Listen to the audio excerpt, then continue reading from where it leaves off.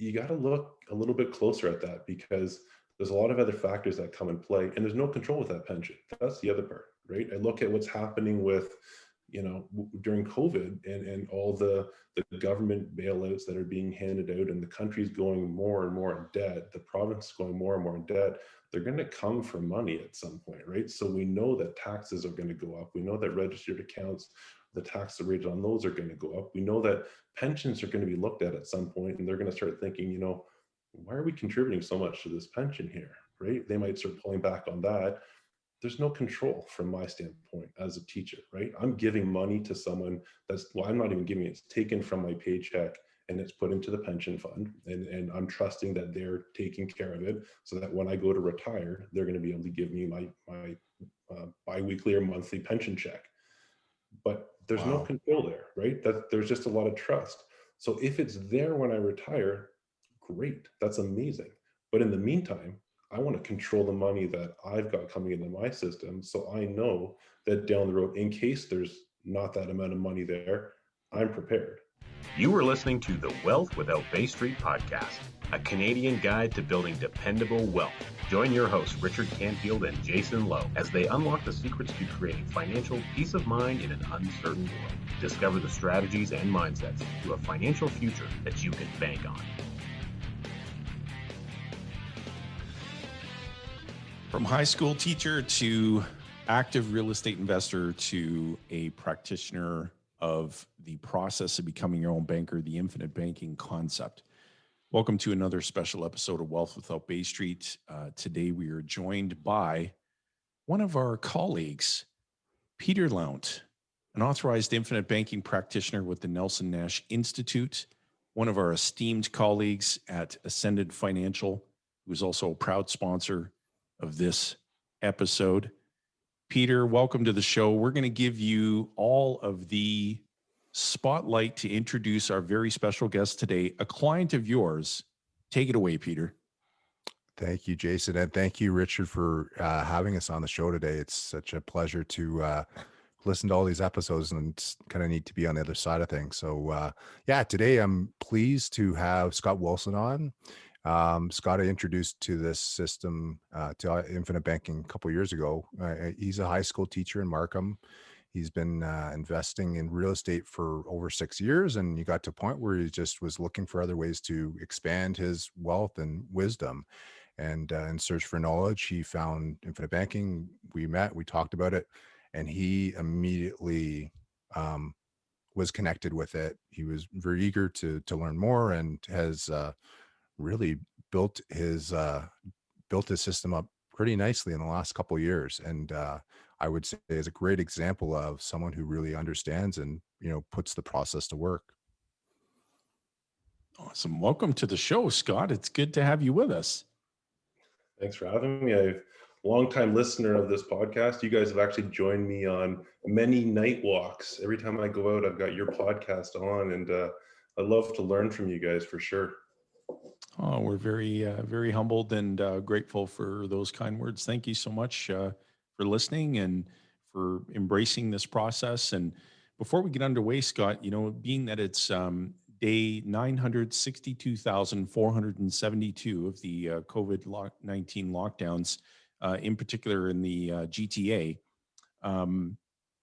what's life been like for you since implementing this process? So if you maybe take our listeners back to what things were like before embracing IBC and connect those dots for us, walk us through that transition from before IBC to practicing the process in your family. Sure, for sure.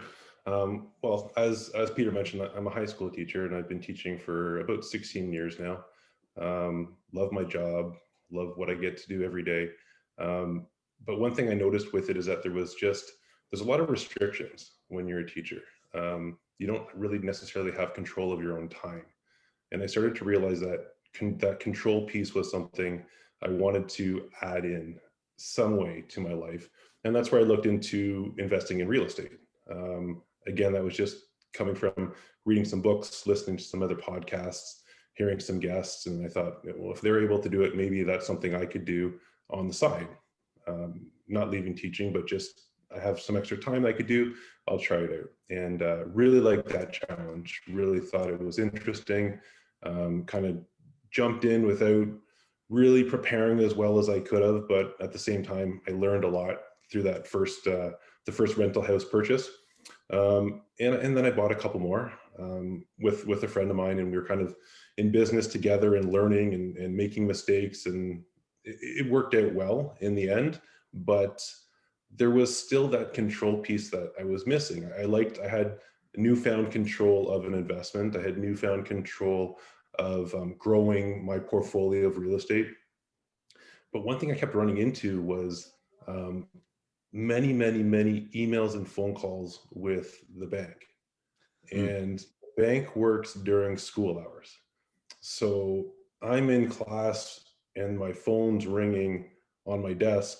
I can't get it. I'm finishing my class. In between classes, I'll come back and find 17 emails and 18 voice messages, information they're asking for that they probably could have asked for months ago about an upcoming closing of a house that I've purchased. And now I'm scrambling. And I felt, well, now I don't have control at all. I've lost all the control, and I've got my job that's pulling me with control. Now I've got this secondary investment, which I thought I was moving into to gain more control.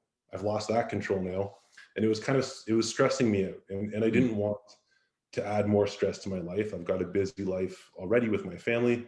But I didn't know if there's any other choice. Every podcast I listened to about real estate just said, leverage, leverage, leverage, buy more, it appreciates, buy another one, it appreciates. And I thought, oh, that's great. But it got to a point where I was thinking, but wait a second, now I don't have any of that money. That money's all controlled by someone else, and it's not controlled by me. I've got the keys to the house. I'm deciding who moves into the house. But at the end of the day, I don't really own the house. It's controlled, and the bank at the end of the day could say, we kind of want that house back. We need some more money, and I don't have any money because it's in another house. So I was getting a little worried about what I was going to do with my real estate investing. Was it exactly what I wanted? Wasn't it? And that's not even bringing in the tenants aspect of it either. That's another story altogether. And then I was talking to Peter about one day, and he had started bringing up this infinite banking. And I was naive at the beginning and thinking that I know about investing, right? I was successful with real estate. I figured I could do this on my own. And he brought it up once, and I kind of shrugged it off. I thought, okay, well, interesting, whatever. He brought it up again, and I said, okay, well, how can I turn that into a lot of money? Which is totally the wrong question now that I understand the process. But my thought was, I'm looking at an investment opportunity. Yeah. How can I earn a lot of money? And he explained a little bit more of it to me. And I thought, well, this isn't going to get me rich really fast. And I think real estate still might be the way to get there. And it was good the way that he approached it, because he didn't say, like, you need to do this. Like, this is the missing piece, right? It was just kind of, here's a little bit, maybe you want more. Here's a little bit, maybe you want more. I think it was the third time he brought it up that I started thinking a little bit more about the control. It brought back to the control piece. And I was thinking, well, I do have some cash flow that's coming in from real estate. So if I put that into insurance and then I could reuse that's a good idea. Maybe I can make a little bit more money on the side. Maybe I won't buy another house. Maybe I'll just have this as another investment. Right. And then he said, okay, well, read the book. So he gave me Nelson Nash's Becoming Your Own Banker book. And I did. I read it, and I read it probably in a couple hours. I just sat there, I opened it and started reading it. And the reason I was really invested in reading it is because I wanted to get that understanding so that I could ask him more questions. Every question that I asked him was, he couldn't really answer it directly because I didn't understand what I was even asking. So if that makes sense. That makes sense.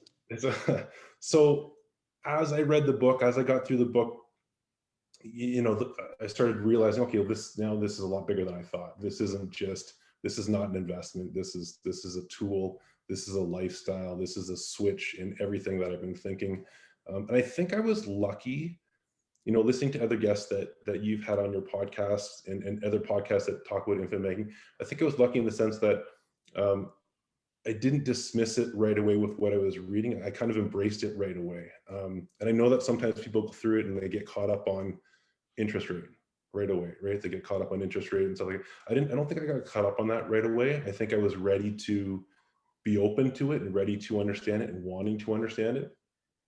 And that's when Peter connected me with you, Jayson, and we met for that first time. And I remember that meeting, and I don't know if you remember it, but I do. And I basically I came on and said, I'm ready. And you said, no, you're not. And I said, okay, I'm ready to start. Let's get going, right? And he said, no, you don't, because whatever questions I had asked you at that time weren't the right questions. I didn't really understand as much as I thought I did. And you said, let's meet in 2 weeks again, right? And I said, okay, but I am ready. But I took that 2 weeks and I went through the book again. You had given me some information during our conversation. I'd written down notes, and I kind of went back to the book and looked at it, connected the dots a little bit more. And then when we met again in 2 weeks, then I realized, okay, now I'm ready. Yep. To start, not to fully understand it, but to start, similar to what I did 6 years ago with real estate. I was ready to start something new. And once I had that policy in place, I actually got a number of policies just on my family, my immediate family, my two sons and my wife and myself. And we started that. And you said, log into the portal. And we talked at our next meeting, and you walked me through the portal. And then I got a little bit more. As you introduced different aspects of that, I understood a little bit more. Yep. And I started feeling confident with it. And I started understanding, okay, this is something that's going to change not just my investment, but it's going to change how I'm going to live my life. It's going to change how I view money. That was a big thing. It changed my view of money. It changed my view of the use of money. Maybe a little bit angry, but years, that have passed, that I had money and I let it go. And I thought it was letting it go for the right reasons. I was purchasing things that I thought were necessary, and they were, but I'll never see that money again. That was gone. Very good point. You're not alone in that, by the way. I also had that angry thought. He did. And Richard will tell you, the year was 2009. I was flipping tables, and yep. I had a big chip on my shoulder with everyone that talked to me like, what's your problem? I got to become my own banker. Get away from me. And well, you know what I'll say, Scott, is the catalyst here is Peter. And that's one of Peter's unique abilities, is connection. And he approached it absolutely the right way. So it wasn't an approach to try and convince you. It was an approach to say, here's something I think that you may find of value. Take a look at it, see what questions come up for you. And then that's what kind of triggered that journey. And I'll never forget that first meeting that we had, because your enthusiasm was amazing. I am all set. I am ready to go. Like, this meeting, hi, nice to meet you, but we're already wasting time. I want to get started. Like, let's get going now. And we still had a little bit of work to do on getting clarity on the problem, because the solution was right there for you. Like, you caught it so quickly.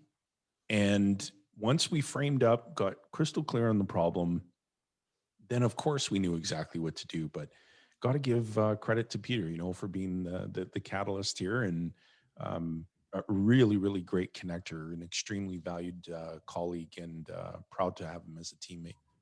Yeah, and I want to speak to that really quickly, because this ties into Scott, Peter vesting in you and wanting to build that relationship.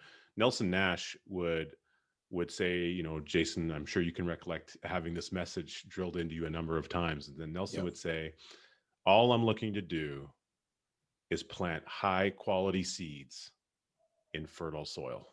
That's it. And then tend the seeds.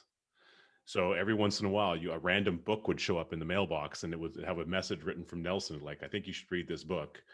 And then he would call him like, hey, thanks for that. And then he would ask you a bunch of questions about, did you even get started reading it or not yet?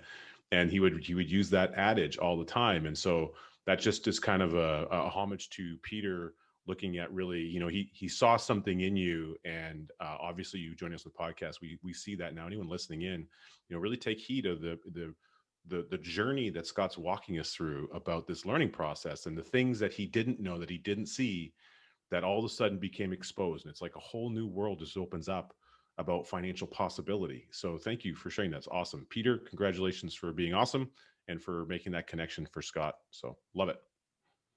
And Peter, what's your recollection of events? So I would just, I'd layer on top of that, because I appreciate the kudos I'm getting as a connector. But I mean, I know where my unique ability is, and, get it in front of the right person through the process. We built such a great team within Ascendant that, there's great players who play their part. And so I know where my part plays in there. What I was going to add to the connector part is, I mean, Scott himself is a great connector. Like, I literally drop off books to his place, like by the dozen. And he's like, he just goes and talks to people about it, right? Other teachers, other people. It's just like, that was kind of just reminds me of myself when I first found the process. I went and bought like 10 books and was like, okay, who could I drop them off to? Right. But Yep. it's not about that. It's being people who have open mind to learning something new, because it's definitely rethinking the way that we're brought up to think. I'll add to that, Peter. Like when Scott was sharing, what he was dealing with in expanding his real estate portfolio, the frustration, the inconvenience, the instances where, bankers were asking him for things that they could have asked for long before the pending closing of a deal, putting him in a position where he felt like he was scrambling. That's hardly a peaceful, stress-free financial way of life. And what I know that is already occurring, with Scott and with his family, is that this is beginning to create that for him. And Scott, it's the way that you've embraced this process has been it's been remarkable. And like Nelson always said, and it takes two to tango. And so for where you're headed on your journey, I think it's going to be incredible. And when you first began to put policies in place and you were starting to see more of this process that you didn't see initially, so describe for our listeners, just from your own vantage point, what has life been like for you since embracing this process? How has it made you feel? What has changed for you in your financial outlook for your family? It's interesting. It goes back to kind of what Peter said about how I've been handing out books that he's dropping off at my house. I'm kind of doing that selfishly, because when I hand those books out, it means that I have to explain what IBC is. And from my teaching background, explaining it kind of clarifies or gives me more clarity in my own head. So I'm handing the book out, I'm explaining what I'm doing, I'm kind of walking them through my own process. And then in my own head, I'm thinking, oh yeah, that's what I am doing that. And then I can add to it, and I learn from the explanation myself to other people.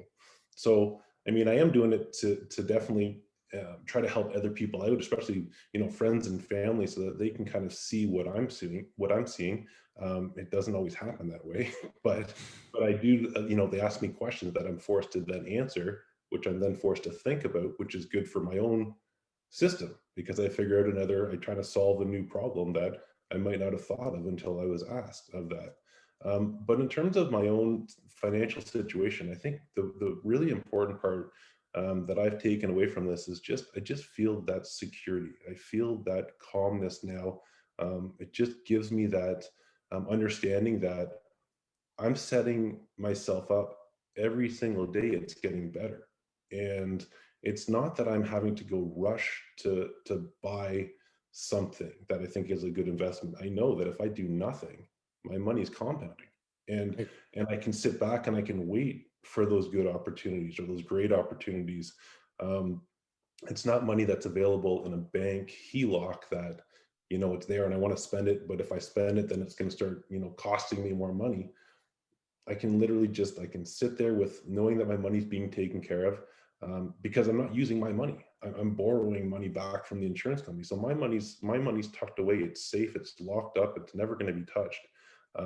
It's good. And that's kind of the conversation I had with Pete and he laughs because he said, I got to open another policy, Pete, because I've got money coming in. I've got to lock this in so that I don't lose it. I want to make sure that it's safe. Right. And that thought process is such a, it's such a nice feeling because I'm not worried about, all the other things that are happening around me. I know I see clearly, or clearer, I shouldn't say super clear because it gets more clear every day, but I see clearly right now what's in front of me, and I'm prepared for it. And I think that's the biggest takeaway is that, I, as a teacher, I know I have a pension coming, Right. apparently, right? That could still go away. I mean, people say it's the safest thing. And I tell my colleagues, I said, I don't know, like I'd make sure that you're looking at other opportunities also, because if you're just relying on that teacher pension, or you're just relying on, selling your house because it's going to appreciate it after 20 years and that's your retirement fund, you got to look a little bit closer at that, because there's a lot of other factors that come in play, and there's no control with that pension. That's the other part, right? I look at what's happening with, during COVID, and all the government bailouts that are being handed out, and the country's going more and more in debt, the province is going more and more in debt. They're going to come for money at some point, right? So we know that taxes are going to go up. We know that registered accounts, the tax rate on those are going to go up. We know that pensions are going to be looked at some point, and they're going to start thinking, why are we contributing so much to this pension here, right? They might start pulling back on that. There's no control from my standpoint as a teacher, right? I'm giving money to someone well, I'm not even giving it, it's taken from my paycheck and it's put into the pension fund. And I'm trusting that they're taking care of it so that when I go to retire, they're going to be able to give me my biweekly or monthly pension check. But there's no Wow. control there, right? There's just a lot of trust. So if it's there when I retire, great, that's amazing. But in the meantime, I want to control the money that I've got coming into my system, so I know that down the road, in case there's not that amount of money there, I'm prepared. That is an excellent explanation. And what we're describing here, if you're new to Wealth Without Bay Street, first of all, welcome. Pleasure to have you. We're talking about the process of becoming your own banker, the infinite banking concept. Now, think about this. If you think back in history, well, actually, let's think currently. If you think of a real innovator in the automotive industry, who comes to mind immediately? It's got to be Elon. Okay.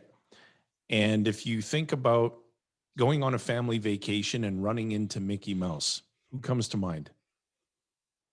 Walt Disney. Walt Disney. And so when you think about this process that Scott has been describing, and what's come up for him and his family, we're talking about R. Nelson Nash being the pioneer, the developer, the founder of this process. And we've got detailed notes, show notes on how to get your own copy of Becoming Your Own Banker. It's a book that will absolutely open your eyes to a whole new financial world. Peter, anything that you'd like to add, or any questions that you have for Scott? Yeah, Scott, I guess, where do you see yourself going with this? We actually, Scott and I talked quite a bit about this. There's a lot of good back and forth and going through ideas and et cetera. What's kind of your next phase for you? Where do you see yourself using this?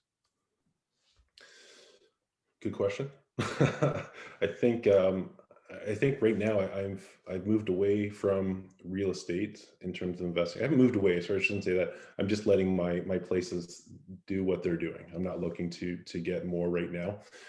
I've started actually taking a course on options, which you guys had a guest recently with Erwin and Jerry. I took their Yeah. course on stock hacking, just as another plan or thought in terms of gaining more cash flow. The nice thing I like about that combined with IBC is that, again, I'm paying premiums with cash flow money. I put that into the IBC, and then I can borrow back the insurance company's money to refund my options account, which I can continue to trade on. But again, I've now pulled money out of my trading account, so I've secured it, right? Just in case, because we don't know what's going to happen with the market. So I've now taken it out, I've secured it, I put it back into my system, and I'm just rotating it through there. So I make sure that there is that control piece that I have. I know I can't control the stock market. I don't know what's going to happen every single day. I have an idea, but now, because I can take profits out, put them into IBC, lock them away. I know that that's safe for my future and my family's future down the road. But when you and I talk, Pete, we're always talking about different ideas and different uses of IBC, and it's the same thing, right? Like there's so many things that kind of are coming towards me that I didn't see before that could turn into opportunity, or could be passed up, right? I don't know what it's going to be, but I know that I'm preparing to be ready for that next opportunity. And that's a phrase that Jayson brought up to me. I remember in our first meeting and our second meeting, and probably every meeting that we've had since then, is just that, these opportunities are going to find you. They are going to find you. And it's not that I didn't believe him the first time I heard that. I just wasn't too sure. I know that I was always the one that was seeking out opportunities in the past. Right. But now that I'm seeing this process being played out in my own life, I am seeing different opportunities, and I'm hoping that more come my way, and the more that come my way allows me to pick and choose and to be very, prescriptive in terms of what I'm looking for. I'll share with you, Scott, that what comes up for me is when Nelson describes in his book, Becoming Your Own Banker, he does a very good job outlining who the key characters are in the financial play. And for our listeners' benefit, so we're talking about 4 characters in the financial play. You've got the depositor, you've got the borrower, the banker, and the bank owner. Now, if you think about Scott's journey in particular, where he's growing this real estate portfolio, he is both the depositor and the borrower. He's not the banker and not the bank owner. And now when you introduce the process of becoming your own banker, the infinite banking concept, and he gets to become all 4 characters in the financial play, because he just described what he's doing with his stock trading. And, these are things that Scott enjoys doing. And recognizing that when you can become all 4 characters in the financial play, there's no way that a person can get a higher rate of return by ignoring the banking process. And so in this particular example, Scott isn't ignoring the process, he's controlling it. And so when you put yourself in that position, you will create indestructible wealth. And we know that money isn't wealth. That's not what we're describing. We know that the money is going to be there especially when Scott needs it the most. It's all about the element of control and that peaceful, stress-free way of life when you're no longer worried about the bankers in your life. And so most people don't even understand who the characters are, let alone the importance of them. And so when you get that right, and you're able to do this, opportunity will track you down. And if you compare it side by side to anyone else taking advantage of the same opportunity, but they're ignoring who's controlling the banking function, Scott's going to come out ahead of his peer group every single time. There's no other outcome. There are no exceptions. And so what's beautiful about that too, Scott, is that, you've isolated something we've talked about on the podcast, but talking about it and then walking through an experience of it and seeing it, you're taking people through the journey of what's actually showing up for you, what's become true. And that's that, hey, I heard Jayson say, I heard that opportunities are going to show up, that if I start amassing more capital, like I'll start to recognize opportunities more, but you're actually walking people through the experience of it taking place in your own life. And that's what's really important. There's a difference between, giving lip service to something versus like hearing someone's actual journey. And Nelson really kind of beat that into Jayson and I know quite a bit, is that this opportunity magnetism that is created, and our friend Ryan Griggs, he says that, IBC simply put is the best way to systematically accumulate capital for the ability to deploy it when you determine is best. Yep. And so these opportunities that you're now discovering because of exposure to new ideas, exposure to new things, actively learning and focusing as a teacher and an avid student in your own life, you're bridging these gaps between the opportunities you want to take place and you have the available access to do so. So it's a beautiful thing to share with our listeners. I hope they really take heed of that, because it's so critical And you've mentioned control a number of times and how valuable it's a value. It's something that is internal in how you recognize what's important to you, and that this process is providing so much control. And you even mentioned, some tenant stories. I've got a number of those. Jayson, I think you probably got a couple. Peter's probably got a few. We do have a lot of real estate investors who listen to the podcast and that sort of thing. And if you're listening to this, I bet you've got a doozy of a story that you can share. And take that story before you had infinite banking. The furnace goes, the tenant's calling you while you're in school and you can't answer the phone because they've got no heat. Amazingly, they don't have any sense of humor about that at all. And you've got to, immediately go and access capital to go do something. There goes all your cash flow for the year on that property. Well, if you've been able to store and optimize it so that it's never gone from you and you can access it from the life company, but your furnace capital reservoir of costs continues to accumulate, plus your family's protected in the process. I mean, what a totally different environment. The exact same transaction of replacing the furnace exists, but the method by which you controlled the whole environment is the differential. So really cool stuff. And Richard, do you think any commercial banker lays awake at night and worries about the issues that active real estate investors face? They could care less. It's the stream. I think of if payments. They're investing in their own real estate, they're probably worried, but they're not worried about what the bank's up to.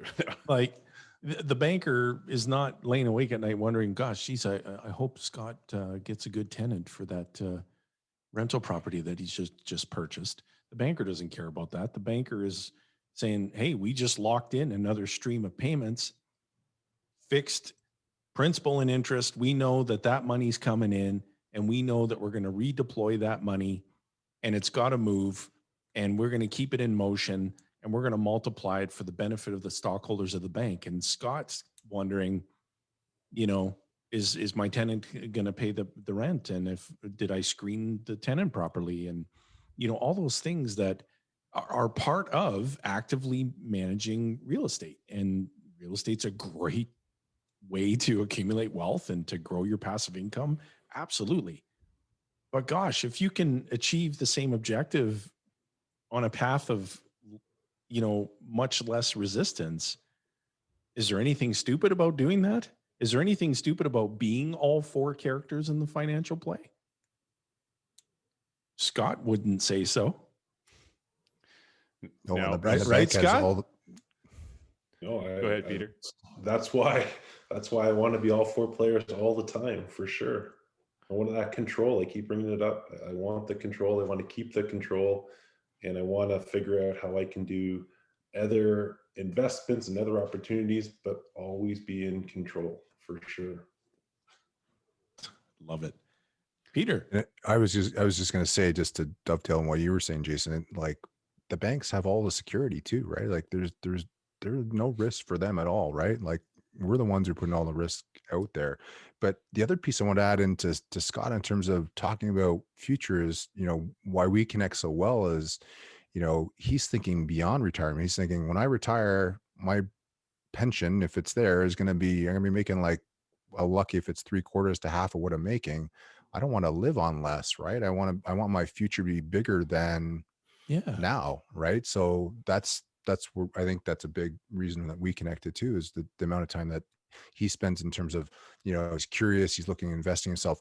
He's looking for, Jayson, this well too, because you've met with Scott since as well, very recently. And how can I put this to work? How else can I implement this into my life? Right. Yep. He's looking for every I love that because, Scott is continually rethinking his thinking. And that was Nelson Nash's 5th golden rule, because everything begins with the way that we think.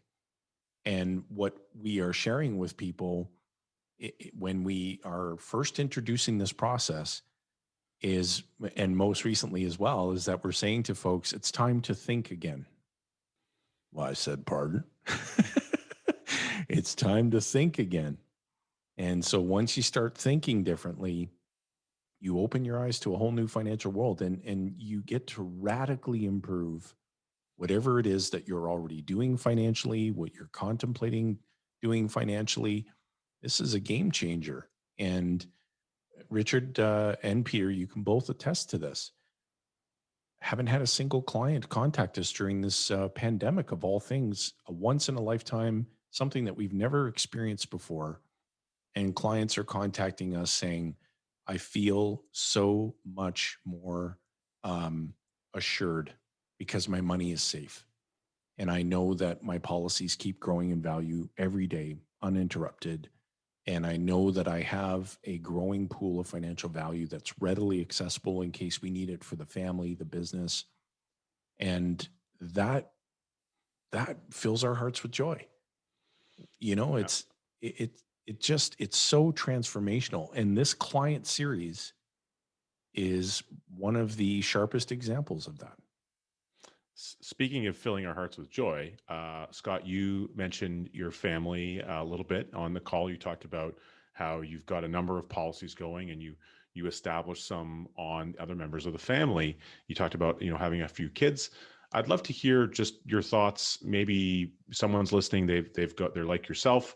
They're married. They've got a couple of kids, and they're thinking, well, why would I do that? Why would I get policies on other individuals and that sort of thing? Maybe walk us through your thought process. What was important to you about doing that, and how do you see that playing a role in your family's future? Yeah, for sure. I think getting policies on my two sons is one of the most important things that I've done when I started this system, because these policies, and I'm hoping to get more down the road on them, are going to be the foundation for their financial future. I want them to understand how IBC works, and I want them to understand how these policies work, and I want them to understand that they can't be abused. You have to use them properly. Just because I know how to use them properly doesn't mean that they're going to have that same understanding until I teach them, right? And I have to walk them through that.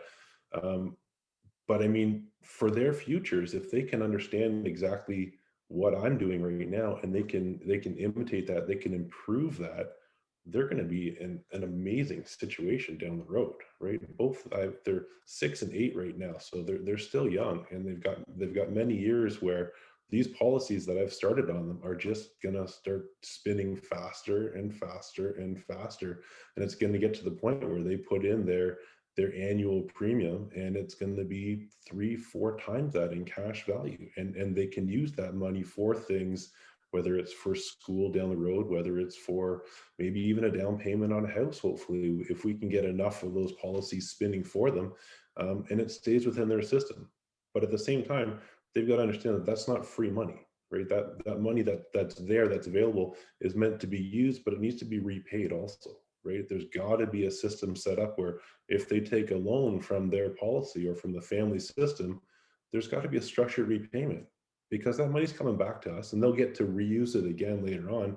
But if they just borrow it and they use it and they buy it, then they're just emptying out our family bank, and there's no understanding of really what I've been trying to set up for them.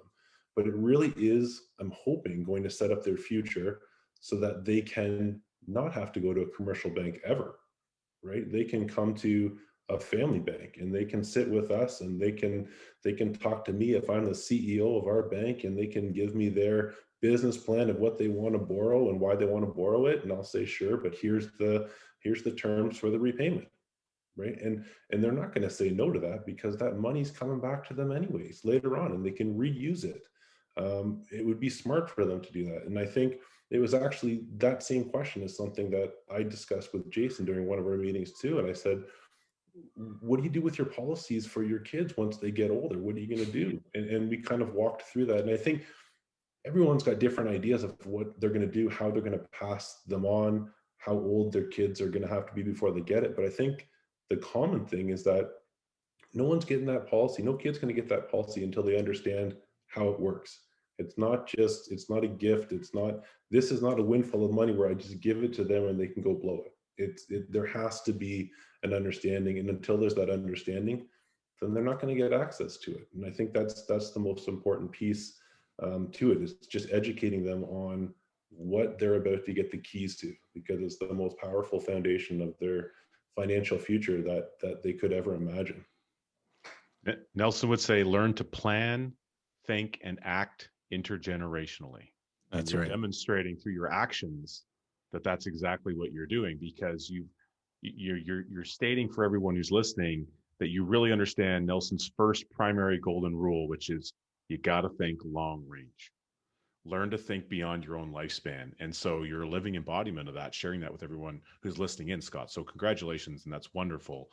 What a key takeaway for any listener, that the power of what you can create on your own children and working together as a family line, the abundance mindset, the abundance mentality of how these dollars can interplay amongst the different generations of a family, because it's all under one control mechanism, as you're the CEO of the Wilson Family Bank. And that's just amazing. Absolutely. And one of the things that we are doing, Scott, and we'll share it with our listeners too. So with clients who are embracing this process, one of the things that we just recently launched was our client portal, which is this amazing vault, no pun intended, of resources. And there will be a whole family banking, I guess, series of modules, if you will, where it's just kind of walking through the approach, the system that we take in having our annual family banking meetings, where all of the children attend, some of whom have already initiated and repaid policy loans, and we're teaching them the language. We're helping them to think. And so we're going to have all that in the client portal. That's exclusive, of course, to clients who embrace this process with our Ascendant Financial team through the bridge here of the Wealth Without Bay Street podcast. And so we're super pumped about that. And you will be a part of, evangelizing that message. And so we appreciate you sharing that part of your journey for your family. Yeah, that's, you know what, I got those emails for that client portal, and that was really exciting to get. I haven't logged in yet. I have to do that. Well, what are you waiting for? I'm too busy checking my policies, my daily policies all the time, logging in to see where my He's like, I was in the wrong portal. I'm in my policy access. No, for sure. And I think that, anytime I hear anyone else talking, that's why I listen to your podcast. Anytime I hear anyone else talking about, how they're using their system, it adds a little bit more knowledge to what I can do, right? And I guess also going back to one of the earlier questions you had asked me, I think another thing that IBC has really brought me is just that ability to, be open to all these new ideas, right? And not to have, tunnel vision on here's what I'm going to do and here's how I'm going to get there. There's so many different messages within IBC that I can learn from, that I can, not all of them are going to work for my situation, but if I can find a couple of different ideas that I can use that others are already doing with their system, that's a huge advantage, right? And this community just keeps growing. And like I said, the more people you have on this podcast that are experts and that are clients, they all have different views. And that's just, the value in that is huge. And I wasn't joking. I do take you guys on a walk every night, and I listen to the episodes multiple times just to see what I've missed, right? Similar to reading the book, right? There's even in the podcast, there's different languages, there's different things that are said that I wouldn't have picked up on the first time. And it's just important, I find, for me at least. That's great. Now, and are you listening to us at 2x speed? Because I know I sound very chipmunk-like at 2x. So if you haven't done that and you want an extra laugh, maybe on your next evening walk, you could just kick us up. I haven't, but I will for sure now. To try that. It's a much faster assimilation of knowledge. It's so on that note, Peter, any closing remarks for our listening audience today before Rich takes us out with the hero?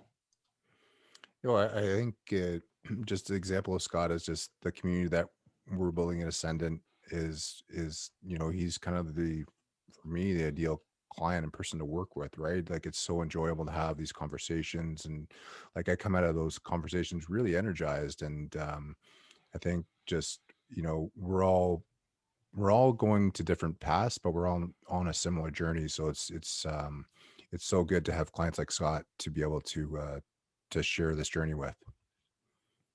Excellent. Richard. Very cool. Well, I appreciate this, Scott. It was so nice to connect with you, for you to share. I really think that as you're beginning to continue learning, growing, I see having you join us again in the future to update our listeners on some of the new discoveries that will come for you, maybe some new opportunities that showed up for you unexpectedly because you'd been in the capitalization phase of your financial life, which is great. And also to hear some great updates as those kids of yours begin to age and start to incorporate some teaching lessons with them, which is really cool. Now, as a teacher, as a high school teacher, I'm sure you're familiar and you've probably seen kids in school wearing many superhero t-shirts and uniforms throughout the years. And we know that not all heroes do wear capes, but you might not always think of yourself as a hero. You might, I'm not sure. I think you've got it in with you. But every time that you're creating value for others, you're teaching the youth of today, and you're sharing Nelson's message in the book, you're joining us on the podcast, etc. You're benefiting people, making their life easier in some way. Who would you say, Scott, that you'd like to be a hero to? I think it all comes back to my family again. I think that's what I'm trying to do. Is I'm trying to build generational wealth. I'm trying to build a system that's going to benefit my family for many generations to come. I'm not overly concerned with the wealth that I'm building for myself. That's great, but it's really going to hit the ground running when my kids start implementing this system, because their policies are going to be so far along, and the understanding of what I've done to this point is hopefully going to add a lot of value to them and to their lives and to their future lives down the road. So I think if I'm able to accomplish that passing of knowledge along with the passing of these policies in the system, I think then I will have done, a good job for them. And that's kind of what the reasoning for me starting this was always about. Terrific. Well, thank you. Thank you to all of our guests who joined us here today. Peter Lount, authorized infinite banking practitioner, teammate extraordinaire here at the Ascendant Financial headquarters, the global headquarters of Ascendant. Thank you, Peter. And to Scott Wilson, thank you for teaching. Thank you for, committing your expertise to help others learn and grow, and for the way that you've embraced this process of becoming your own banker, the infinite banking concept. Really appreciate having you today. And of course, my amazing co-host, my dear friend, my confidant, hailing from Chilliwack, British Columbia, standing today with a bit of a sore back, Mr. Richard Canfield. Thank you so much, Rich, for being here again. And to all of our listeners who are on the YouTubes, just watch the playlist that's either there or there. Might be there or no, it's never there. But tune into the playlist, keep watching, keep learning, keep growing, and we'll see you on the next episode of Wealth Without Bay Street. Thanks, gentlemen. Thanks, guys. Thanks for listening to the Wealth Without Bay Street podcast, where your wealth matters. Be sure to check out our social media channels for more great content.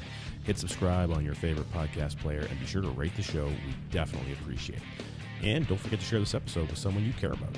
Join us on the next episode where we continue to uncover the financial tools, strategies, and the mindsets that maximize your wealth.